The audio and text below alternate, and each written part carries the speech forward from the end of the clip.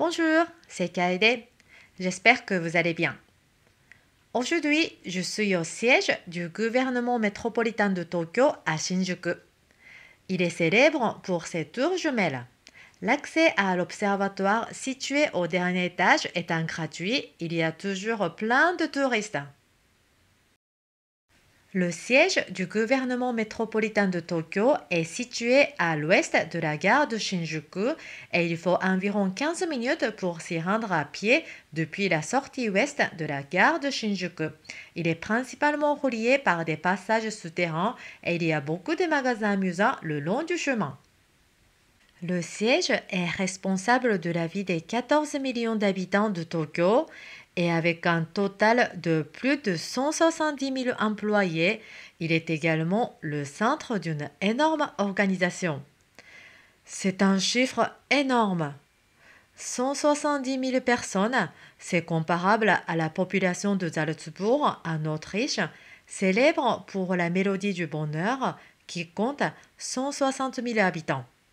Donc, c'est comme si toute la population de Salzbourg travaillait pour le gouvernement métropolitain de Tokyo.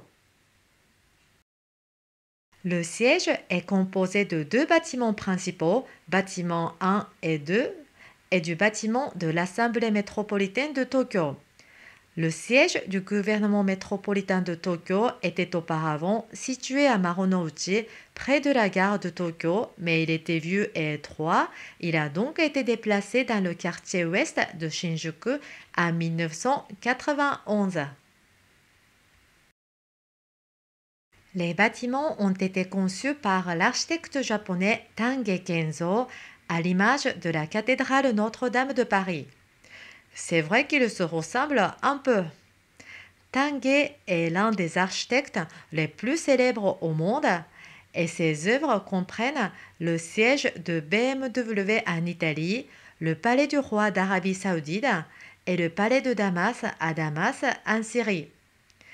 Tange a accompli de grandes constructions, n'est-ce pas? C'est l'architecte dont le Japon est le plus fier. Tange Kenzo a également participé à la conception du parc de la paix à Hiroshima. Le bâtiment 1 était le plus haut bâtiment du Japon à l'époque, avec ses 48 étages et une hauteur de 243 mètres.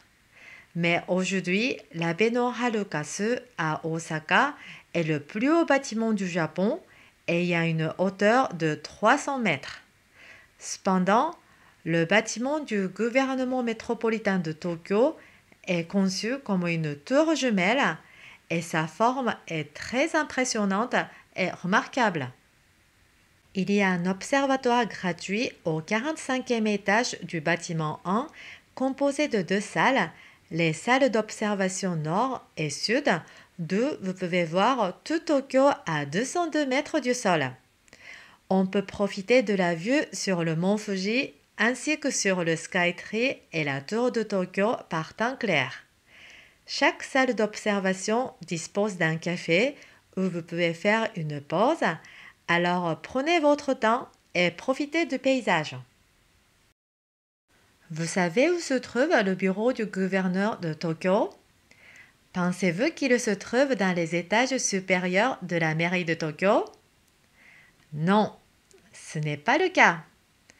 Le bureau du gouverneur se trouve en fait au 7e étage du premier bâtiment principal. En fait, le bâtiment de l'Assemblée métropolitaine de Tokyo, situé juste en face du bâtiment 1, compte 7 étages. On dit que l'emplacement du bureau symbolise le désir du gouverneur de gouverner en ayant la même perspective que les habitants de Tokyo. Le bureau du gouverneur se trouve derrière la fenêtre ronde du premier bâtiment principal. C'est ici. L'Assemblée métropolitaine de Tokyo est composée de 127 membres, chacun restant en fonction pour un mandat de 4 ans et représentant 42 districts électoraux. La rémunération mensuelle d'un membre du conseil est de 1 200 000 yens, ce qui est la rémunération la plus élevée au Japon pour un membre du conseil, hors membre de l'Assemblée nationale. À ce salaire s'ajoutent des primes et des notes de frais pour les activités, de sorte que leur revenu réel atteint environ 24 millions de yens par an. C'est énorme. C'est probablement plus que ce que gagnent les présidents de certains pays. En 2016, Yuriko Koike a été élue gouverneur de Tokyo, faisant d'elle la première femme gouverneure de Tokyo. Elle a été réélue en 2020. Alors, combien les 170 000 employés du gouvernement métropolitain de Tokyo gagnent? Le salaire moyen d'un employé en CDI est de 457 097 yens par mois, bien qu'il varie légèrement selon le titre du poste.